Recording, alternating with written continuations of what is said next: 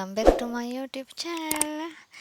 අද මම ඔයාලට කතා කරන්න යන්නේ මෙන්න මේ වගේ මුහුණේ කළු ලප ඇති වෙලා තියෙනවා නම් අවුවට පිච්චිච්ච ලප ඇති වෙලා තියෙනවා නම් ඒවට අපි කියන්නේ ওই වගේ පැල්ලම් වගේ තියෙනවා නම් අපි ඒවට කියන්නේ මෙලස්මා කියලා නැත්නම් age spot කියලා. අපි මේවා ඇති වෙන්න තියෙන හේතුව අපි බැලුවොත් මේක ජානමය බලපෑමක් නිසා ඇති වෙන්නත් පුළුවන්. ඒ කියන්නේ පවුලේ කාට හරි මේ වගේ තත්වයක් තිබිලා තියෙනවා නම් ඒ කියන්නේ අම්මට හරි සහෝදරයට හරි එහෙම කාට හරි තියලා තියෙනවා නම් ඔයාට ඇතිවීමේ ප්‍රවණතාවය වැඩි. ඒත් එක්කම ඔයා නිතරම අවුවේ ඉන්න කෙනෙක් නම් නිතරම අවුවට නිරාවරණය කෙනෙක් නම් ඔයාට වයස 30 40 යද්දිම මේ වගේ ඒජ් ස්පොට් නැත්නම් මෙලස්මා තත්ත්වය ඇතිවීමේ ප්‍රවණතාවයක් තියෙනවා. ඒත් එක්කම හෝමෝන වෙනස්කම් නිසා අපේ ඇඟේ ඇතිවෙන හෝමෝන වෙනස්කම් නිසා මේ තත්ත්වය ඇති වෙන්න පුළුවන්. ගොඩක් වෙලාවට ගර්භණී කාලයේදී ඇති වෙන්න පුළුවන්. නැතිනම් උපත් පාලන ප්‍රතිභාවිතා කරද්දී මේ තත්ත්වය ඇති වෙනවා සමහරක් අයට. ඒත් එක්කම ආර්තව හරණයෙන් පස්සේ ගොඩක් අයට මේ තත්ත්වය ඇති වෙනවා. තව හේතුවක් තමා මානසික ආතතිය. නැත්නම් ස්ට්‍රෙස් එක වැඩි වුණාමත් මේ තත්ත්වය ඇති වෙන්න පුළුවන්. මානසික ආතතිය වැඩි වෙද්දී ස්ට්‍රෙස් එක වැඩි වෙද්දී මෙලනින් ප්‍රොඩක්ෂන් එක වැඩි. එතකොට ඩාර්ක් ස්පොට් නැත්නම් මෙලස්මා තත්ත්වය ඇතිවීමේ ප්‍රවණතාවය වැඩි. එතකොට අපි බලමු මේවට මොකද්ද කරන්න කියලා. ඒත් එක්කම තවත් හේතුවක් තියෙනවා අපි නිතරම කම්පියුටර් එකේ ඉන්නවනම් නිතරම මොබයිල් ස්ක්‍රීන් එකේ අපි ඉන්නවනම් ඒකේ ඇතිවන ආලෝක කිරණ මගිනුත් අපිට මේ තත්ත්වය ඇතිවීමේ හේතු තියෙනවා. කියන්නේ මේ තත්ත්වය ඇති වෙන්න පුළුවන් ප්‍රවණතාවයක් තියෙනවා කියලා දැන් හොයාගෙන තියෙනවා. ඉතින් මේ තත්ත්වය බහුලව ඇති වෙන්නේ කම්බුල දෙපැත්තේ. නමුත් මූණේ ඕන තැනක මෙලස්මා තත්ත්වය ඇති වෙන්න පුළුවන්. ඒත් එක්කම නළල දෙපැත්තේ, නහය දෙපැත්තේ ඒ වගේ තැන්වලත් ඇති වෙන්න පුළුවන්. ගොඩක් වෙලාවට මේකට මේක ඇති වෙන්නේ මැදි වයසේ අයට තමයි. මේ ප්‍රශ්නය ගොඩාක් තියෙන්නේ. මේ තත්ත්වය කලාතුරකින් පිරිමි අයටත් ඇති වෙන්න පුළුවන්. ඉතින් අපි බලමු මේක අපි පාලනය කරගන්නේ කොහොමද අපි මේක නැති කරගන්නේ කොහොමද කියලා. ගැහණු පිරිමි අපි කවුරුත් කැමති ලස්සනට ඉන්න. ඉතින් අපේ ලස්සන මුහුණේ ওই වගේ පැල්ලමක් ආවොත් ඉතින් ඇත්තටම කැතයිනේ.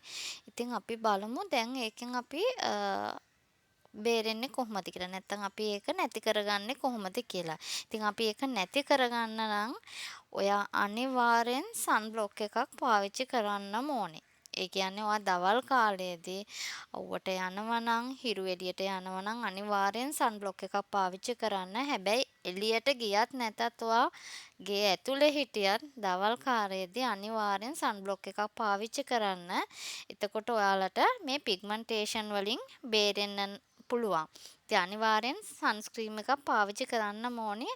අඩුම SPF 30 වත් තියෙන. ඉතින් එළියට යන්න කලින් ඔයාලා භාවිතා කරනවා නම් දැම්ම ඉඳන් මේක වයස් ભેදයක් නැතුව දැම්ම ඉඳන්ම පාවිච්චි කරනවා නම් ඉතින් මේ ඒජ් ස්පොට් කියන එක නැති කරගන්න පුළුවන්.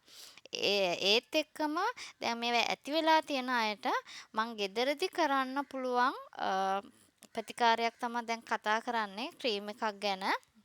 හැබැයි මේකට ගොඩාක් තියන අයට ඒක මං හිතන්නේ පුළුවන් වෙයි කියලා. හැබැයි සාමාන්‍යයෙන් දැන් ඒජ් ස්පොට් එකක් ආපු අලුත කෙනෙක්ට නම් මේකෙන් ටික දවසක් පාවිච්චි කරද්දී ඒක අඩු කරගන්න පුළුවන්. නැත්නම් ඔයාලට ගොඩාක් කල් ඉඳන් තියෙන ඒජ් ස්පොට් එකක් නම් ඔයා ට්‍රීට්මන්ට් කරලා නැත්නම් අනිවාර්යෙන් ඔයා වෛද්‍යවරයෙක් හමු වෙන්න ඕනේ. ඒ කියන්නේ චර්ම රෝග විශේෂඥයෙක් හමු වෙන්න ඕනේ. ඔයාගේ ඔය තියෙන ඒජ් ස්පොට් එක නැත්නම් මෙලස්මා තත්ත්වය නැති කරගන්න. නැත්නම් අලුත ආපු කෙනෙක්ට නම් මේ ට්‍රීට්මන්ට් එක තුලින් ඔයාට ඒක අඩු කරගන්න පුළුවන්. ඉතින් අපි බලමු මේ ට්‍රීට්මන්ට් එක කරන්නේ කොහොමද කියලා. ඉතින් අපිට ඕනි වෙනවා මේ ට්‍රීට්මන්ට් එක කරන්න සාමාන්‍ය තරමේ අල ගෙඩියකුයි ඒ වගේම තක්කාලි ගෙඩිය එකකුයි ඒත් එක්කම කෝමාරිකා ජෙල් ඔයාට කුමාරිකා ජෙල් එක නැත්තම් ස්වභාවික ජෙල් එකත් ගන්න පුළුවන්. නැත්තම් අපි කඩෙන් ගත්ත ජෙල් එක ගන්නත් පුළුවන්. ඉතින් ඔයා ඉස්සෙල්ලාම අලගෙඩිය පිරිසිදු කරලා ඒක හොඳට මේ වගේ ග්‍රේට් කරගන්න. ග්‍රේට් කරගෙන අපිට ඒකේ ඉස්ම අපි ගන්න ඕනේ. ඒක ගොට්ටකින් පෙරලා ගන්න. පෙරලා අරන් ඒක වෙනම තියාගන්න. ඒත් එක්කම තක්කාලි ගෙඩියත් අපි හොඳට ග්‍රේට් කරලා අරගෙන ඒකෙත් අපි ජූස් එක ගන්න ඕනේ. ඊට පස්සේ අපි කෝමාරිකා අපිට තේ හැන්දක් ඕනේ. ඒත් එක්කම අල ඉස්මවලත් අපි තේ හැන්දත් අරගෙන තක්කාලි වලත් අපි තේ හැන්දක ප්‍රමාණයක් අරගෙන මේක හොඳට මික්ස් කරනවා. මික්ස් කරලා අපි වීදුරු භාජනයක තමයි දාලා තියන්න ඕනේ. මේක අපිට දවස් 20ක් විතර ෆ්‍රිජ් එකේ දාලා තියන්න පුළුවන්. ඔයා මේක දවසේ ඕනම වෙලාවක ගන්න පුළුවන්. ඔයා මේක ගාලා විනාඩි 20ක් තියලා ඔයාට වොෂ් කරලා දාන්න පුළුවන්. ඔයා ගන්න කලින් මූණ ක්ලෙන්ස් කරලා පිරිසිදු කරගත්ත මුහුණේ තමයි මේක ගාන්නේ. ගාලා විනාඩි 20ක් තියලා වොෂ් කරලා දාන්න. ඔයාට ට්‍රීට්මන්ට් කරන ගමන් ඔයා ගොඩක් මං කියවනේ අර තියෙනවා නම් මෙලස්මා තත්ත්වය ට්‍රීට්මන්ට් කරන්න ඕනේ කියලා අපේ චර්ම රෝග විශේෂඥයන්ගෙන් ඒ ට්‍රීට්මන්ට් කරන ගමන් වුණත් ඔයාට මේ දැන් අපිට ගෙදර හදපු ට්‍රීට්මන්ට් එක කරන්න පුළුවන්. එතකොට ඔයාට ඉක්මනින් ප්‍රතිඵල ලබා ගන්න පුළුවන්.